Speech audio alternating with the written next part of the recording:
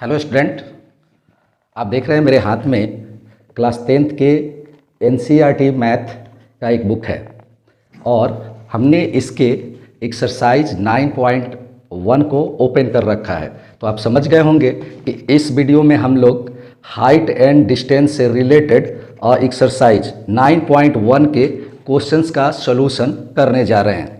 So student, मैं हूं Arun sir और स्वागत करता हूं आप सबका अपने चैनल फोर्थ नीड में। तो बने रहिएगा मेरे साथ वीडियो के अंत तक और देखिए किस तरह से कितना इजी तरह से हम लोग एक्सरसाइज 9.1 के क्वेश्चन को सोल्व करने जा रहे हैं। और हाँ, चूँकि इसके जो क्वेश्चंस हैं वो लंबे लंबे हैं जिन्हें बोर्ड पर लिख पाना पॉसिबल नहीं है, इसलिए अगर आप सीखना चाह रहे हैं तो आपके हाथ में भी सेम बुक होना चाहिए। तो आप ले लीजिए बिना देर किए हुए और चलिए अब सीखना स्टार्ट करते हैं।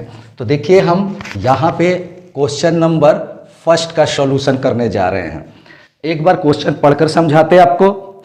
ए circus artist is climbing a 20 metre long rope, मतलब एक सर्कस आर्टिस्ट एक 20 मीटर लंबी रस्सी पर चढ़ रहा है, which is tightly stretched and tight from the top of vertical pole to the ground.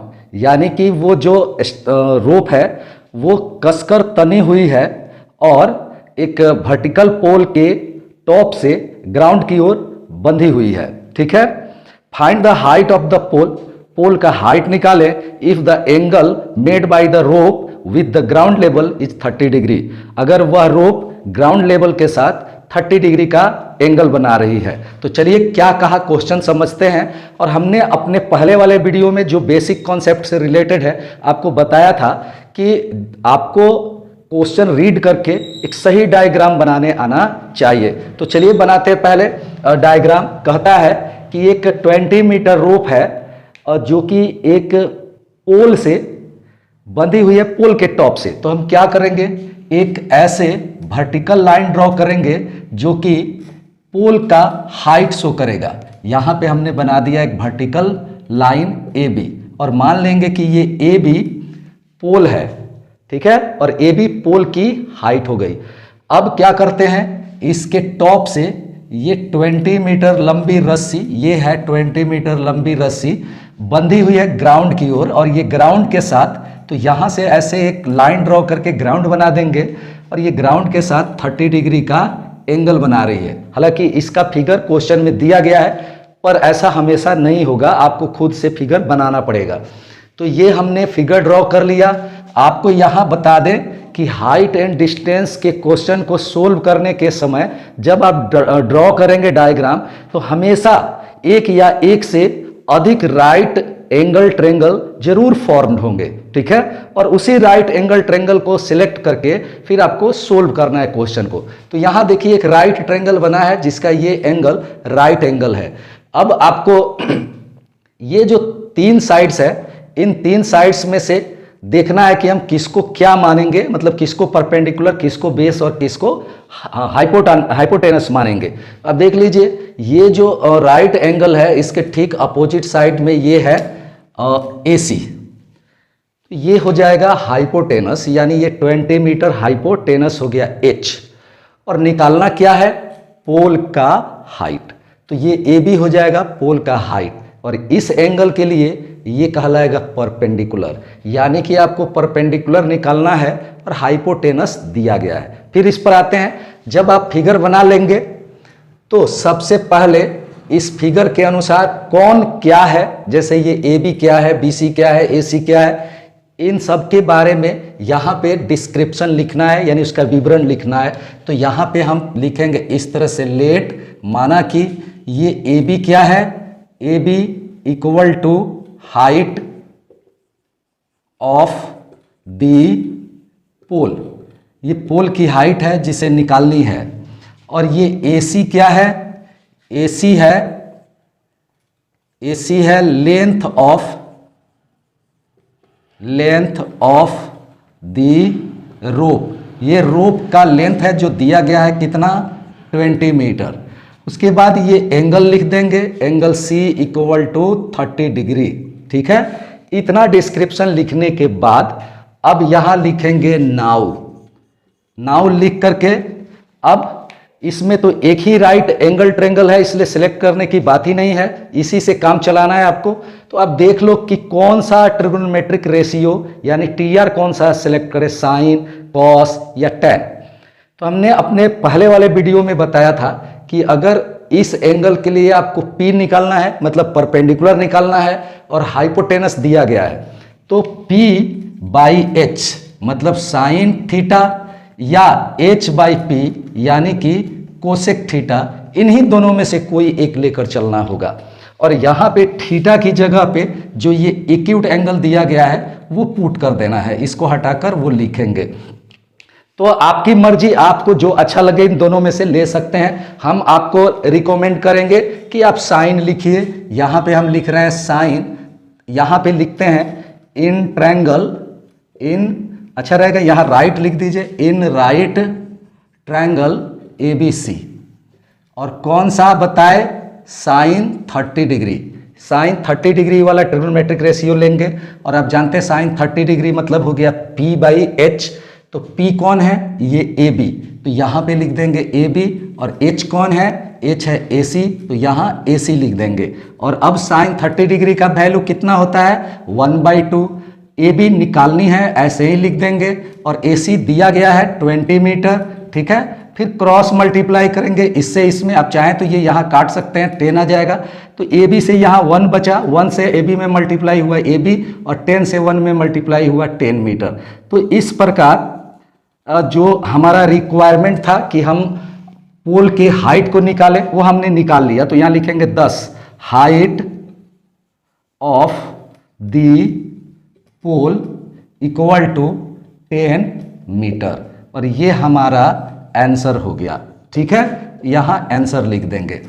तो अगर आप चाहें तो इसका स्क्रीनशॉट ले लें या वीडियो पॉज करके आप इसे नोट कर सकते हैं। फिलहाल बढ़ते हैं नेक्स्ट क्वेश्चन, क्वेश्चन नंबर 2 की ओर। तो चलिए इसको भी पढ़कर सुनाते हैं आपको, ये क्या कह रहा है। A tree breaks due to a storm and the broken part bends so that the top of the tree touches the ground making an angle 30 degree with it। मतलब कि एक पेड़ है जो आंधी के कारण टूट जाता है और उसका जो टूटा हुआ पार्ट है वो मुड़ करके ग्राउंड को टच करता है और उसके साथ 30 डिग्री का एंगल बनाता है।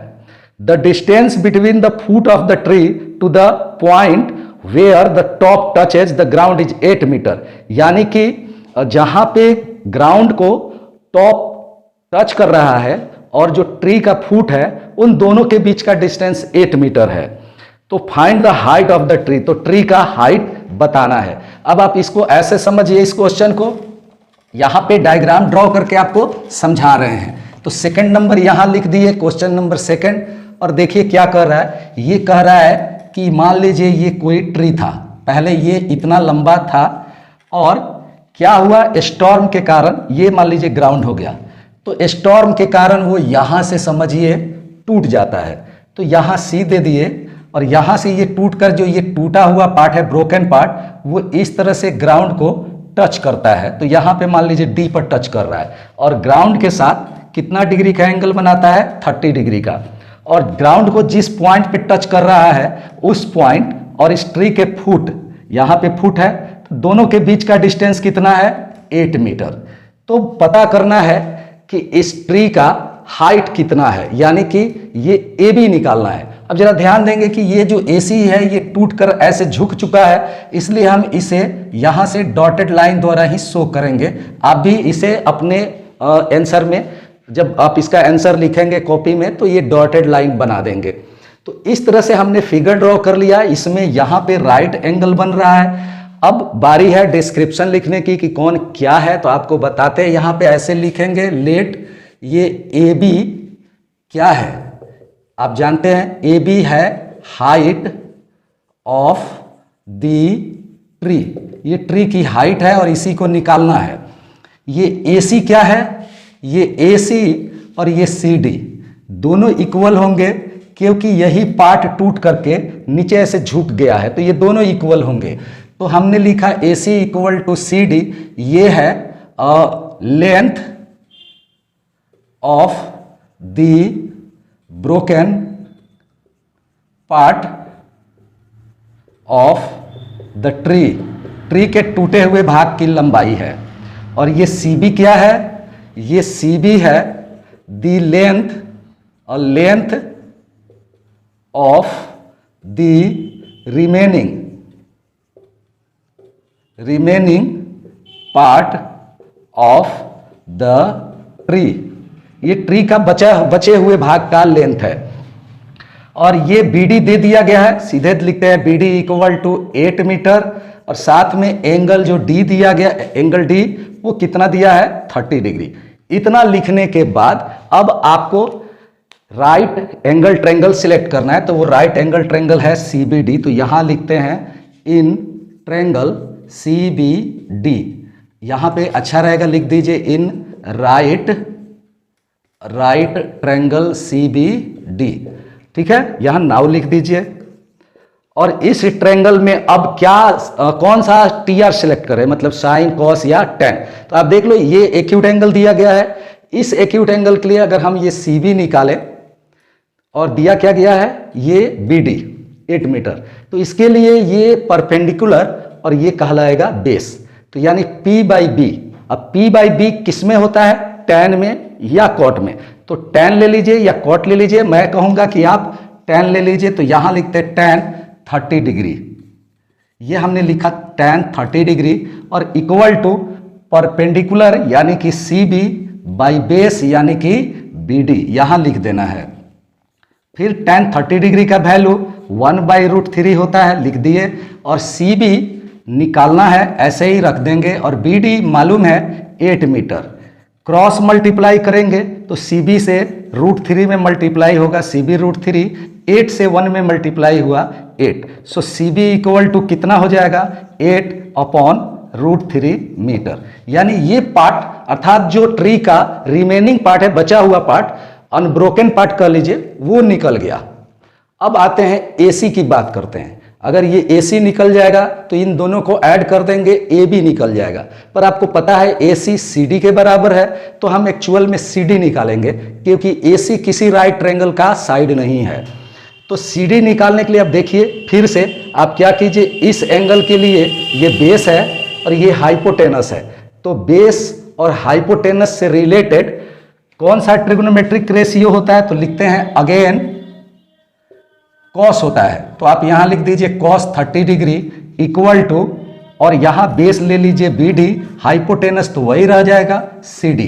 cos 30 डिग्री का वैल्यू होता है √3/2, और BD है 8 मीटर और CD निकालनी है।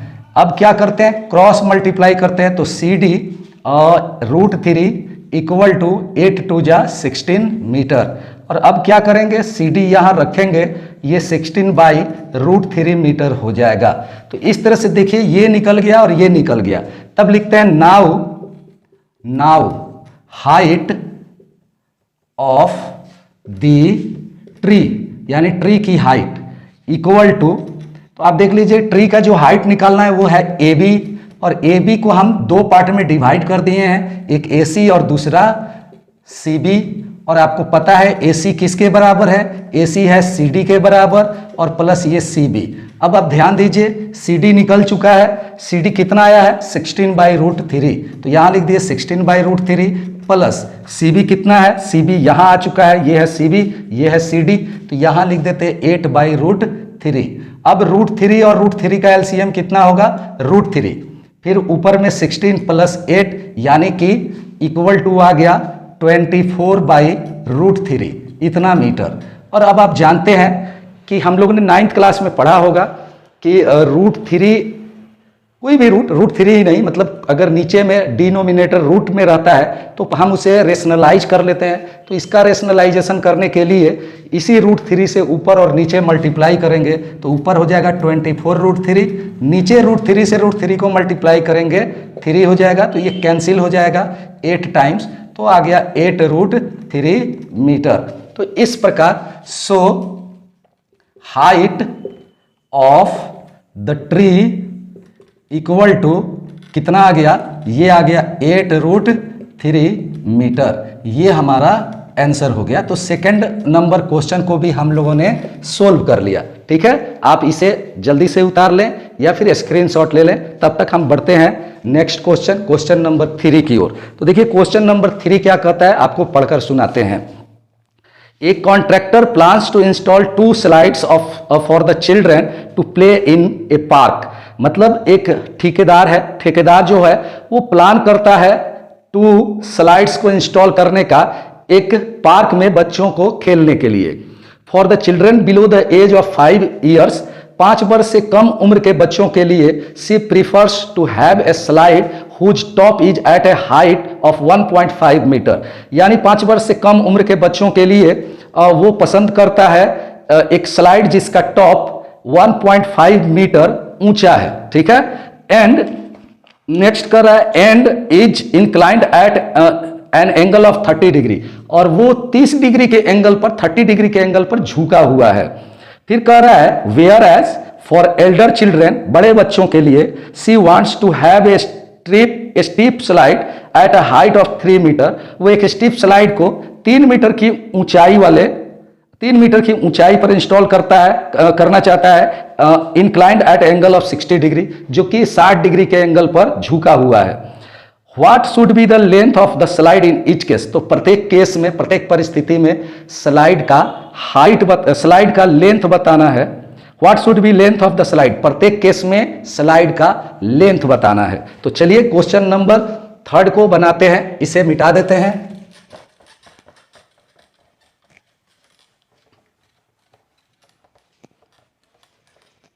देखिए क्वेश्चन नंबर 3 क्या कह रहा है। इसके 2 पार्ट हैं इस क्वेश्चन के। पहला पार्ट में देखिए वो एक स्लाइड इस तरह से इंस्टॉल करता है जिसका ग्राउंड से हाइट 1.5 मीटर है। ठीक है, और वो ग्राउंड के साथ 30 डिग्री के एंगल पर इंक्लाइंड है, तो यहां 30 डिग्री लिख दिए। ये हो गया फर्स्ट फिगर।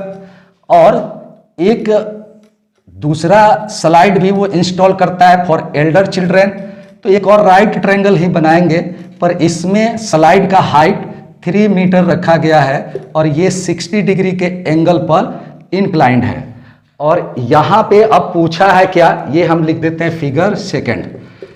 पूछा है कि इन दोनों केस में जो ये स्लाइड का लेंथ है, ये वाला और ये वाला, ये बताना है कितना होगा। ठीक है, तो नाम दे देते हैं इसे, यहां लिख देते हैं ए बी सी, ये लिख देते हैं डी ई और एफ, और कौन क्या है वो लिख देते हैं। तो जरा देख लीजिए एक बार बुक में, ये लिखते हैं, यहां पे लिखते हैं इन केस फर्स्ट, पहली स्थिति में A B equal to height of the first slide equal to कितना दिया है 1.5 मीटर, और ये AC क्या है, AC है, AC equal to length of the slide, और ये आपको निकालना है। आप चाहें तो यहाँ वाट लिख सकते हैं, और angle C equal to 30 degree. So in right triangle ABC। अब जरा देखो, इस एंगल के लिए ये परपेंडिकुलर है और ये हाइपोटेनस निकालना है, तो P और H किस TR में मिलते हैं, साइन या कोसेक में, तो हम साइन ले लेंगे या कोसेक ले सकते हैं। तो हम यहाँ ले लेते हैं sine 30 degree equal to perpendicular होगा AB और हाइपोटेनस हो जाएगा AC। अब साइन 30 डिग्री का वैल्यू हो गया 1/2, AB 1.5 मीटर और AC निकालना है। सो AC 1 जा AC हो जाएगा और ये मल्टीप्लाई करेंगे तो 3 मीटर आ जाएगा। तो इस तरह से देखिए, इस केस में लेंथ ऑफ स्लाइड निकल गया, तो यहां लिखेंगे hence length of slide in this case equal to 3 metre. ये एक आंसर हो जाएगा। अब जिस तरह से इसे हमने फाइंड आउट किया, ठीक इसी प्रकार से अब आपको लिखना है इन केस सेकंड, दूसरी स्थिति में। अब यहां पे आइए, डी क्या है, डी इक्वल टू, ये मान ले रहे हैं let, D equal to height of the second slide, और ये दिया गया है कितना, ये दिया गया है 3 मीटर, और यहां पे डीएफ क्या है, DF equal to length of the slide, ये स्लाइड का लेंथ है जिसे निकालना है, और यहां पे एंगल एफ दे दिया है 60 degree. So in right triangle D E F, इस राइट ट्रायंगल डी एफ में जिस तरह से यहां साइन लिए, यहां भी साइन ही लेंगे क्योंकि हमें परपेंडिकुलर मालूम है और हाइपोटेनस निकालना है। लेकिन अब इसमें लिखेंगे परपेंडिकुलर डी और हाइपोटेनस डी एफ। क्या करेंगे, साइन 60 डिग्री का वैल्यू नीचे लिखेंगे √3/2, डी मालूम है 3 मीटर लिख देंगे, डी एफ निकालनी है छोड़ देंगे। सो क्रॉस मल्टीप्लाई करेंगे तो D F into √3 equal to 6 metre. अब डी एफ यहाँ रख लेंगे, ये 6/√3 मीटर हो जाएगा। और आपको पता है कि आपको नीचे अगर रूट आता है तो उसका रेशनलाइजेशन करना है, तो आप यहाँ 6 ऊपर √3 से मल्टीप्लाई, नीचे भी √3 से मल्टीप्लाई करेंगे तो √3 मल्टीप्लाई होने पर 3 होगा, ये कैंसिल हो गया तो आ गया 2√3 मीटर। तो इस प्रकार यहाँ लिख दे रहे हैं hence length of the slide in second case equal to 2√3 metre. तो ये सेकेंड केस में स्लाइड का लेंथ हो गया, ये हो गया आंसर। तो आप जल्दी से इसे उतार लीजिए या स्क्रीनशॉट ले लीजिए। फिर क्वेश्चन नंबर 4 बनाते हैं। अब देखिए क्वेश्चन नंबर 4 क्या कह रहा है, यहां पे अब मिटा दे इसको, चलिए मिटा देते हैं।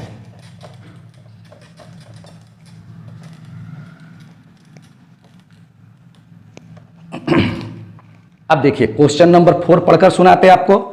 The angle of elevation of the top of a tower from a point on the ground which is 30 metre away from the foot of the tower.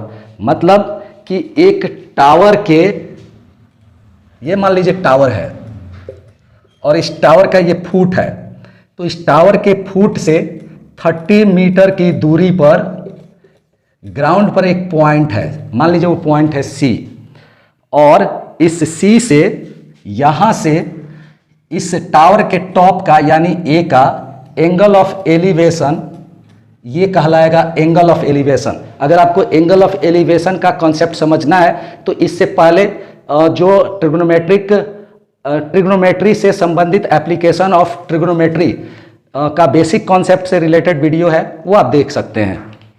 तो आप देखिए यहां पे एंगल ऑफ एलिवेशन बन रहा है कितना डिग्री, 30 डिग्री। ये हो गया angle of elevation of the top of the tower from a point on the ground which is 30 metre away from the foot of the tower. ये टावर के foot से 30 मीटर की दूरी पर जो पॉइंट है, इस पॉइंट से इस टावर के टॉप का एंगल ऑफ एलिवेशन हो गया 30 degree.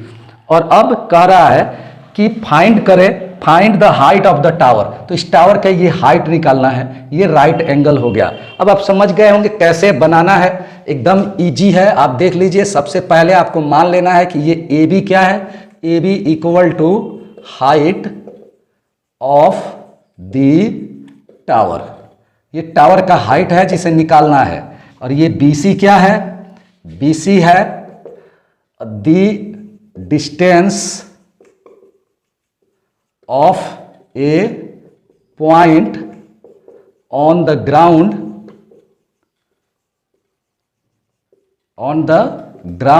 from the foot of the tower। Tower के फुट से ग्राउंड पर के एक पॉइंट क्या का डिस्टेंस है, और ये कितना मीटर है, ये है 30 मीटर। और ये एंगल सी दे दिया गया है, angle C equal to 30 degree. So हर बार की तरह लिखेंगे now in right triangle A B C. अब देख लीजिए, इस एंगल के लिए आपको ये हाइट निकालना है, मतलब ये परपेंडिकुलर हुआ तो परपेंडिकुलर निकालना है, और बेस दिया गया है। तो परपेंडिकुलर बाई बेस किस में होता है, tan में या cot में। तो आप tan ले लीजिए, यहाँ tan 30 डिग्री ले लिए, और परपेंडिकुलर की जगह पे ए बी, बेस की जगह पे बी सी लिख देंगे और tan 30 डिग्री का वैल्यू यहाँ पुट करेंगे जो होता है 1/√3। ए बी को ए बी ही लिख देंगे और बी सी कितना दिया है 30 मीटर। अब क्या करेंगे क्रॉस मल्टीप्लाई, तो इससे इसमें मल्टीप्लाई करेंगे A B into √3 equal to इससे इसमें मल्टीप्लाई किए 30 मीटर। अब क्या करेंगे A B equal to 30/√3 metre लिखेंगे। अब नीचे आ गया रूट तो आप रेशनलाइजेशन करेंगे, ऊपर √3 से मल्टीप्लाई करेंगे, नीचे भी √3 में √3 से मल्टीप्लाई कर देंगे। ऊपर हो गया 30√3 और बाई 3 से ये कट गया, इस तरह से 10√3 आ गया इतना मीटर। सो ये हाइट ऑफ टावर यहाँ लिखेंगे, so height of the tower equal to 10√3 metre. ये हो गया हमारा आंसर। ठीक है, ये आ गया, देखें कितना इजीली बन गया। ठीक है, तो इस प्रकार से अब अगला क्वेश्चन बनाएंगे, क्वेश्चन नंबर 5। ठीक है, देखिए क्या कहता है। A kite is flying at a height of 60 metre above the ground. एक काइट जो कि ग्राउंड से 60 मीटर की ऊंचाई पर उड़ रहा है। The string attach to the kite, यानी काइट से जुड़ा हुआ जो धागा है, is temporarily tied to a point on the ground. वो बंधा हुआ है ग्राउंड पर के एक पॉइंट से अस्थायी रूप से। The inclination of the string, धागे का जो झुकाव है विथ द ग्राउंड, जमीन के साथ, वो 60 डिग्री है। Find the length of string, तो स्ट्रिंग यानी धागे की लेंथ बताइए। Assuming that there is no slack in the string, यह मानते हुए कि धागे में कोई स्लैक नहीं है, मतलब कोई ढीलापन नहीं है। ठीक है, तो चलिए क्या कहा वो आप समझ लीजिए। यहां देखिए, इसका फिगर बनाते हैं, इसको मिटा देते हैं।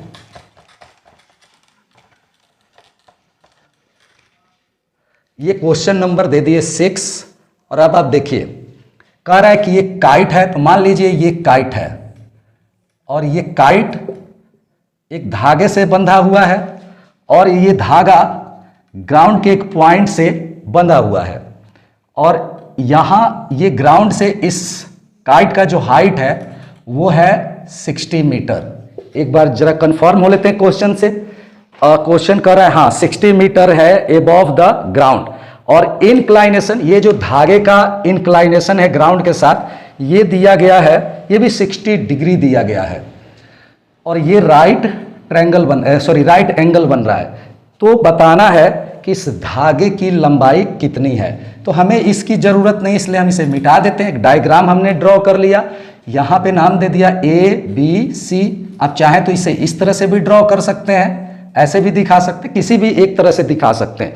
तो अब हम क्या करेंगे, इसे मान लेना है, यहाँ पे लिखते हैं लेट, माना कि ये AB क्या है, AB है हाइट किसकी, काइट की, height of the kite above the ground, ground के ऊपर काइट का हाइट है और जो दिया गया है कितना 60 मीटर। और ये AC क्या है, AC है length of string, length of the string, और इसे निकालनी है। तो लेंथ ऑफ स्ट्रिंग निकालनी है और ये एंगल C दे दिया है कितना 60 डिग्री। फिर क्या करना है, हर क्वेश्चन इसके पहले जो बनाए उसमें एक राइट ट्रायंगल, ये जो दिया गया रहा है वो सिलेक्ट करते हैं। तो इन राइट ट्रायंगल ABC, और इसमें एक TR ले लेते हैं साइन कॉस टैन में से। तो ये डिपेंड कर रहा है कि इस एंगल के लिए ये परपेंडिकुलर मालूम है और ये हाइपोटेनस निकालना है।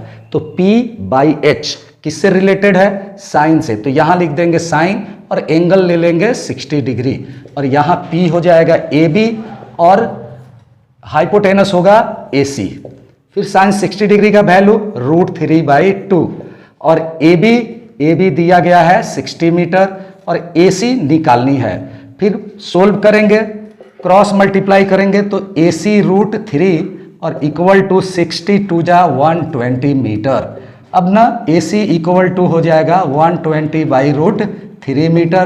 रेशनलाइज करेंगे तो 120 इंटू √3 और नीचे √3 से √3 को मल्टीप्लाई करेंगे, अब ये कैंसिल हो जाएगा तो ये 40√3 मीटर आ गया। सो इस प्रकार 10 length of the string equal to कितना हो गया, ये हो गया 40√3 मीटर। ये हमारा आंसर निकल के आ गया। ठीक है, तो स्टूडेंट्स फिलहाल इस वीडियो में इतना ही, क्योंकि वीडियो का लेंथ बहुत ज़्यादा हो जाएगा, फिर आप बोर हो जाएंगे। तो अगले सभी क्वेश्चन को देखने के लिए आप हमारा अगला वीडियो देखना न भूलें। ठीक है, तो बने रहिएगा हमारे चैनल 4th NEET के साथ। अगर आपको ये अच्छा लगा तो हमारे चैनल को सब्सक्राइब कीजिए और ज़्यादा से ज़्यादा शेयर कीजिए। Thank you for watching.